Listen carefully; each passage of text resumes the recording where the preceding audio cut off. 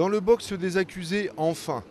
Après des années de préparation et de tergiversation, les 4 plus hauts responsables Khmer Rouge sont jugés au Cambodge pour génocide, crimes contre l'humanité et crimes de guerre. En 4 ans, un quart de la population du Cambodge a été décimée, affamée, épuisée à la tâche, torturée, exécutée. Jusqu'à 1 800 000 personnes sont mortes sous le régime des Khmers rouges.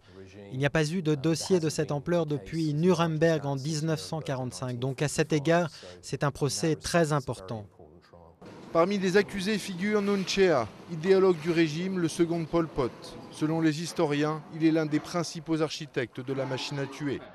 Lui et les 3 autres plaident non coupables, mais dans la tête des Cambodgiens, le verdict est déjà prononcé. Nous voulons obtenir justice. Mais au-delà du verdict et du châtiment, l'audience doit apporter des réponses, un sens à ces massacres de masse. C'est ce que les gens veulent savoir, pourquoi nous nous sommes entretués.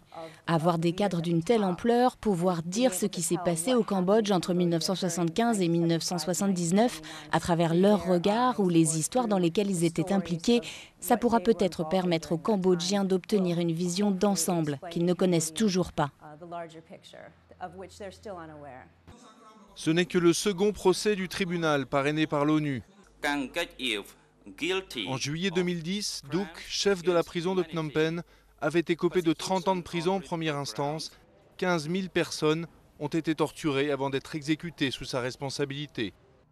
Mais ce procès-là est bien plus large, plus de victimes, plus de sites à examiner et des accusés qui, cette fois, refusent de coopérer et sont âgés entre 79 et 85 ans. Difficile de dire quel impact cela aura sur le procès, s'ils pourront assister aux audiences tous les jours ou si d'autres mesures seront prises et s'ils survivront jusqu'au verdict. Si un ou plusieurs accusés venaient à mourir avant d'être jugés, le tribunal en sortirait très affaibli. Reste malgré tout la possibilité pour un peuple de commencer enfin à penser les plaies de l'histoire.